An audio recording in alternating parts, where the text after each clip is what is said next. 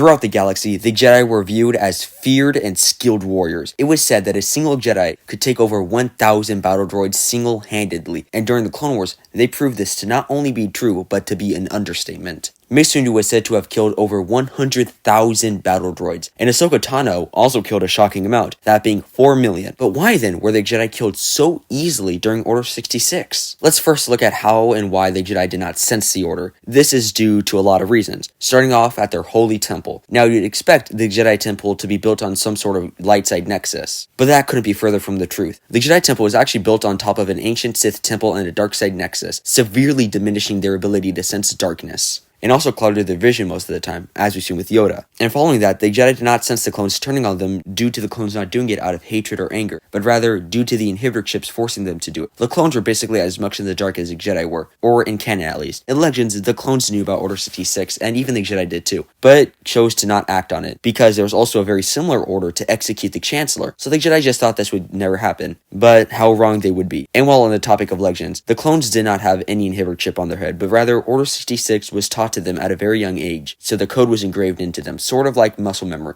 There's also the fact that most of the Jedi who were powerful enough to sense it were in conflict. There also was a growing dark side presence in the galaxy, making everything clouded in darkness. Another reason is that it was stated by Mace Windu that the Jedi's ability to use the Force has severely diminished. And if you take this into context, it really makes a lot of sense, because as we've seen throughout the Clone Wars, the Jedi would fall into traps time and time again that the Jedi of the High Republic era would never fallen into, due to them having a greater connection to the Force. Which brings me to the next reason why the Jedi did not sense it. They were too overly cocky. For the longest time, the Jedi thought that nothing could ever destroy their order or pose a threat to them, due to the Sith supposedly being gone for 1,000 years, and the Mandalorians being wiped out. But once Count Dooku, Darth Sidious, and Darth Maul arrived, this was a first of many indicators that maybe they weren't as powerful as they thought. But even if the Jedi did sense Order 66, how did they fall so easily to just clones? This is also due to a number of reasons, such as them being caught completely off guard. As we've seen with Ki-Adi-Mundi, Aayla Secura, Depa Billaba, and really any other Jedi on the battlefield, they're so preoccupied with the battle that they did not sense the dark side and what was about to happen. And all of this was part of Sidious's plan. He strategically ordered the most powerful Jedi to be placed furthest away from the core worlds, placing them in the heat of the battle, stretching them out so thin, so much so that there was probably only a couple thousand or so Jedi at the temple during Order 66. There's also the reasons that clones were the direct clones of Jango Fett, one of the best bounty hunters in the entire galaxy, who did kill Jedi. Also, once Order 66 was activated, the clones only had one goal: to kill the Jedi, no matter the cost. This would cost them to lose several battles and lose the life of thousands of clones, but overall would be a success. The clones also used a very important tactic when killing the Jedi. The clones would circle and surround the Jedi and then fire at them all at once. And as we've seen in the Bad Batch, this would be extremely effective, working almost every time, even on a council member.